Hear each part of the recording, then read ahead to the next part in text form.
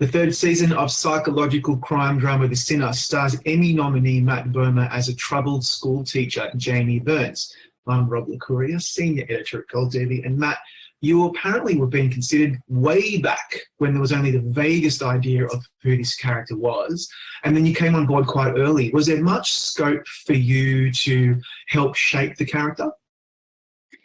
Not really. I'd known Derek Simons for a while. We met back when he was working on Call Me By Your Name, actually, which was years ago, and we hit it off creatively. So, and I was a huge fan of the first two seasons of the show, The Sinner. So we had a very general meeting. He told me what his ideas for the season were, and it was one of those conversations where things continued to evolve and take shape.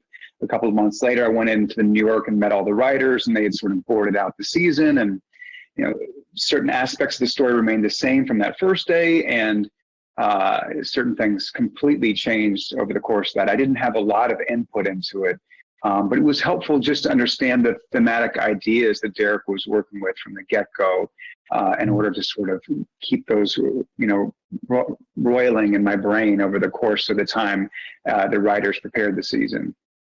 Yeah, I mean, I think this season's arguably the show's best to date because it was a really fascinating exploration of vulnerability and rage and depression and how that shaped this guy's mindset and then led to his violent behavior. That was actually really quite interesting to me. It's something different. So were you excited about exploring those themes when you signed on to the show? Well, what I love about the show and what I think it's just such a dream job for an actor to have, because it's going to be an incredible character study that's sort of guised as a mystery. So you're going to get a lot of meat on the bone as an actor.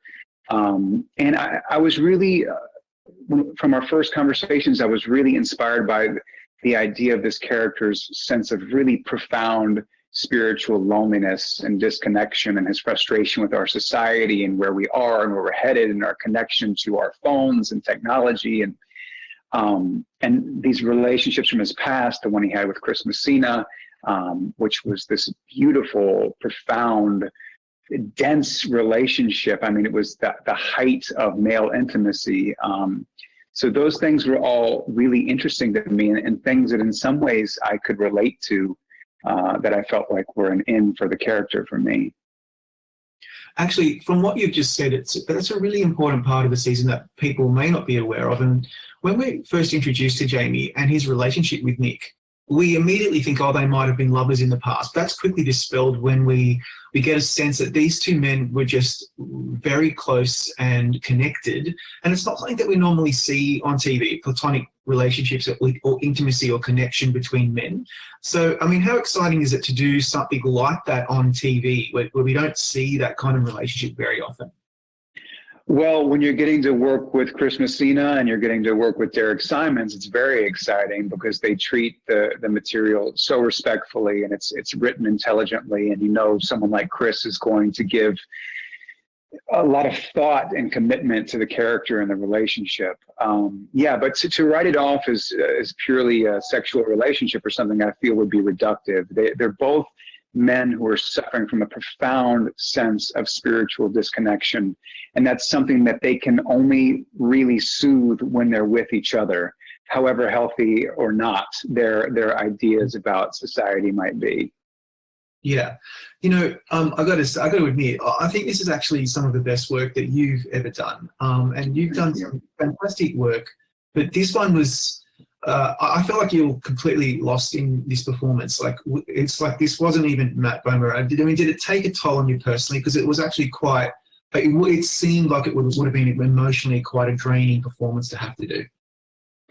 It was actually, within an hour of wrapping the series, the final season, the final scene we shot was my final scene. And within an hour of wrapping, I completely lost my voice for 2 weeks.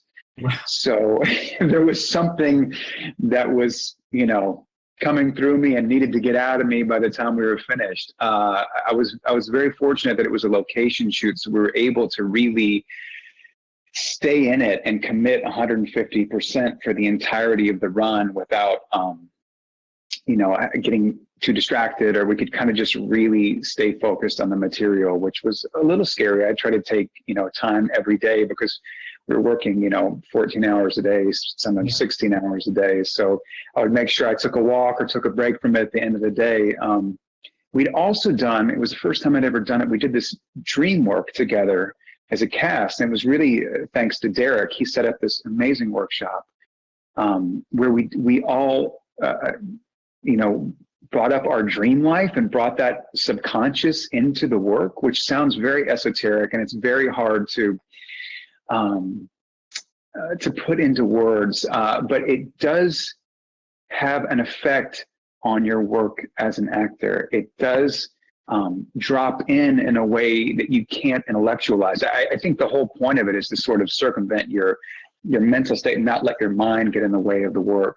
But I think it did, for everyone who did the workshop, I feel like it added not only a layer of complexity and dimension to their performance, but also the way we connected and bonded as a cast before we even started filming.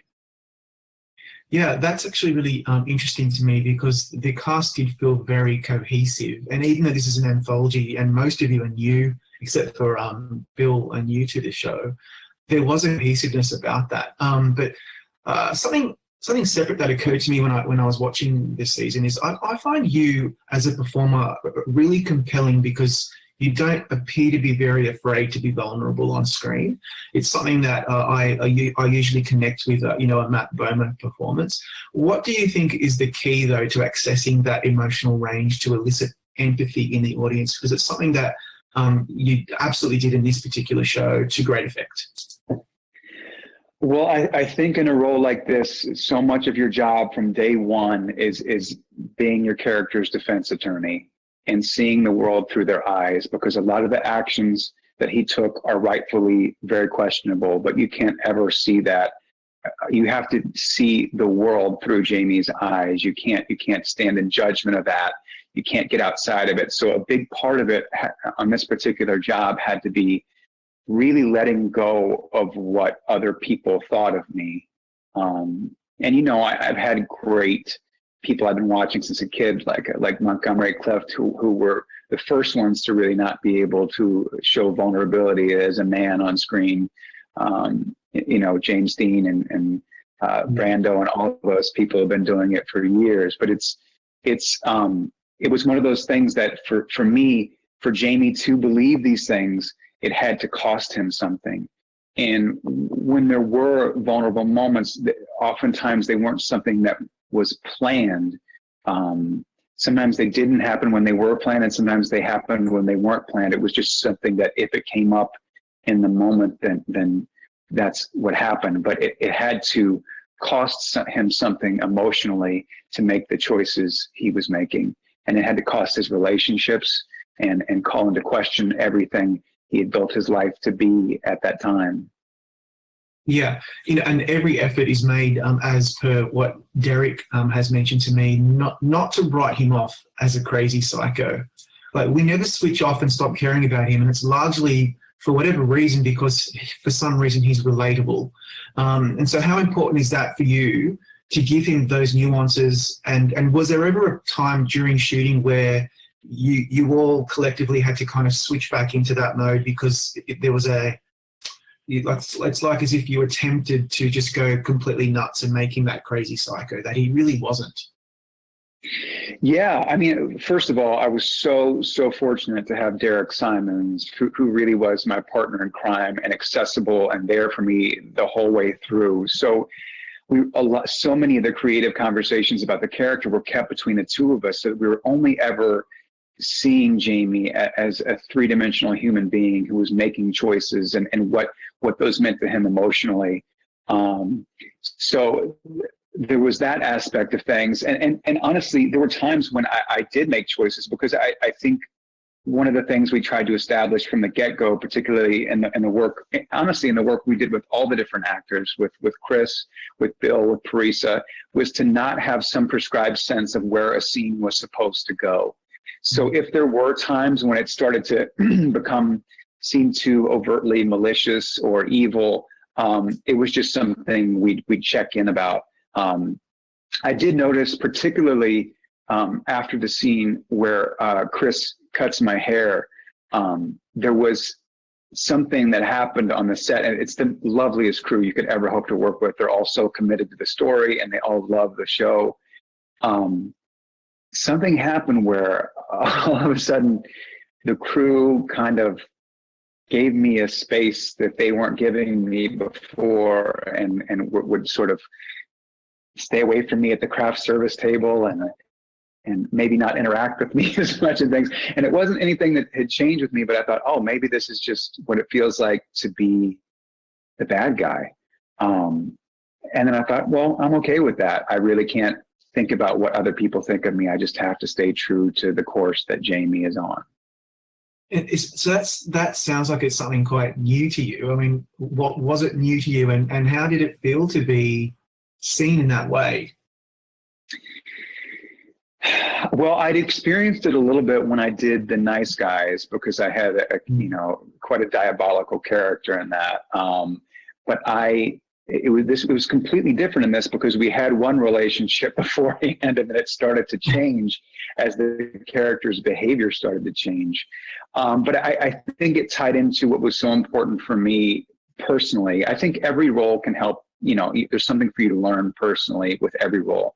And for me, it was really to be professional and kind and gracious when I come to work, but also to really not care what people think about me, to really be focused on the work and the relationships and telling the character's story truthfully. So even though there were times when, because I am a social person, it stung a little bit. I thought, well, that's okay. This is what I have. I just have to stay the course and not care what anyone thinks.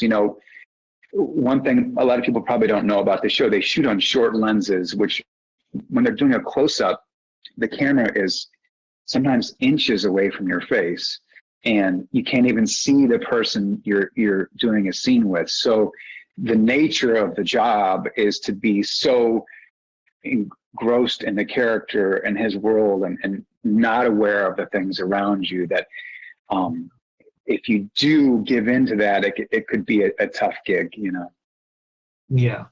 So we have to talk about, for me, what was the most impactful scene. I really still can't get it out of my head, and that was in the penultimate episode in the stairwell at the school, when Jamie explodes in this excruciating primal rage. It was really unforgettable, and I'm wondering, firstly, were you worried about it? How did you feel about it? And was it a difficult day on set? It wasn't a difficult day on set. I was very worried about it. I just had to trust, so much of who Jamie was this man who had one life going on the outside and a whole different life boiling up inside of him. And this was the first really strong outward expression we got of that, just completely, broken down, no barriers. And again, it was just one of those scenes where the show, by nature of how they have to film, moves very fast. So I knew I was going to have to, just commit as best I could, and that they were just going to roll the camera. And they basically followed me, I think, for 2 takes. And Derek was kind enough to come to the rehearsal. I'd asked him, because I was worried about the scene, will you come and watch the rehearsal? He came and watched the rehearsal. He kind of signed off on the general world we were playing in. And then you just have to commit to the character's circumstances and not care what other people think, because you're going to have to look ugly and you're going to have to look strange, and the behavior in other people's eyes is going to seem odd, but hopefully it all comes from a sense of truth. At that point, I'd been building for 7 hours of the show. But yeah, it was really terrifying. And another one of those days and there were a few on this job, where I had to just, at the end of the day, let the work go, trust that I'd given it everything I could, and not let it bleed into the next day's work. Yeah. But I mean, even though you are really adept at accessing vulnerability, I can imagine accessing pent-up rage maybe, or, you know, so effectively, maybe more challenging for someone like yourself. I mean, I'm just thinking of me personally. That's how I would feel. Is it challenging to get to the truth of that very, very raw moment in this guy's journey? Well, I think on a role like this, in order to stay in his mindset and see the world through his eyes, the first things I was looking to do from that first meeting with Derek is, what do I have in common with this guy? Yeah. And what about the world do I feel this way about? What relationships have I had that have made me feel this way? When have I felt shut out? When have I felt cut off from the world? When have I felt castigated and ostracized, and despite my best intentions? And so I think for me personally, rage and anger is it's not an emotion that I can fake. It's something that I have to dig into and find, or it's just gonna not be a good situation. So it was just about finding those commonalities and letting them sink in a way that I felt were tantamount to what Jamie was going through. Yeah, and then I think the other great highlight for you was the end. And anyone who hasn't seen this yet, you might want to go away. But when you're in Ambrose, played by Bill Pullman, when you're in his arms, and and Jamie is dying, it was a very impactful scene. It's kind of stayed with me, and I'm wondering how you felt about how that came out at the end. I mean, man, that's one of those scenes that you've built up an entire season to get to, and you know it, and your scene partner knows it, and the crew knows it, and you can't do it in a way that you've planned out or pre-planned. You just want to come to the set loaded for bear, and then let go and see what happens in the day. And I was so grateful to have someone like Bill Pullman as a scene partner who's open to just playing. We never knew where a scene was going to end up, from when they called action to when they called cut. And this whole arc for Jamie had been about finding some kind of connection, some kind of real connection to male intimacy, someone who could understand him. And I know that came from a specific trauma in his life. And the fact that he was, even though he had done wrong things, the fact that at the end of the day, he was given this grace by Ambrose to have someone who saw him and was there with him and understood him in that moment was an incredible gift for him. And it's just one of those moments where you don't, it just takes over. You're not really acting anymore. The circumstances you've been building up for 6 months just take over. Yeah. Let's switch up a bit before we let you go. 5 years ago, you won a Golden Globe and a Critics' Choice, and you were nominated at the Emmys for your fearless performance on The Normal Heart. Firstly, what does recognition from critics and your peers mean to you personally? Oh, it's always incredible to be acknowledged by your peers and by professionals within the industry, critics, whoever.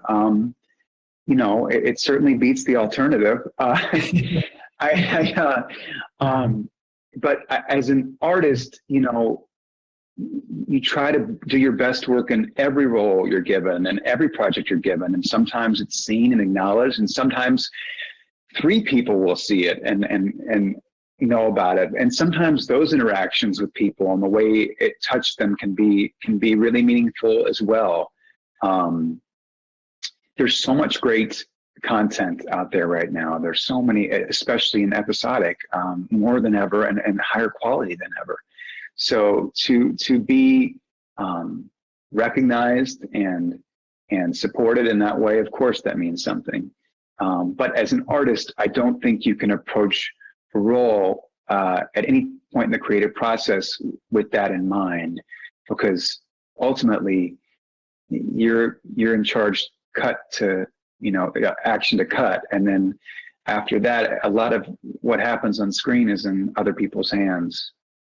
True. That's a good way to put it. It would be very unhealthy to think otherwise, I think. It occurred to me that you're back on USA Network 10 years after your big breakthrough on TV on White Collar. I thought that was really interesting. It didn't occur to me until towards the end. I thought, oh, okay. That reminded me, though, that you recently participated in an online reunion with the White Collar cast. How much fun was that to do? It was amazing. We actually, the second we hung up, we texted each other. We still try to see each other and get together at least once a year as a cast. And we immediately reached out and said, can we do another one of these that's not filmed, like just for us? And so Friday night, we had another just cast reunion with just us. And I think we were on they kept going after I left, but I was on for about 2.5 hours. And the time just flew by and we had the best time. It was just one of those magical sets where all the chemistry was right. And we knew it when we were there, but I think we've appreciated it even more since we've left and been on other sets, all of which have been great, just different. It was just an amazing work environment where we all really supported each other. And so it was great to see each other, both online and offline. Yeah, it was lots of fun to see the one that was for public consumption. So we'll never see the other one, and that's okay. We can do that. Now, everybody go to Gold Derby, make your predictions, click subscribe. We've got lots of great contender chats, just like this one with Matt. And Matt, thank you so much for your insights on The Sinner and for your time today. Rob, great talking to you. Thank you so much for having me.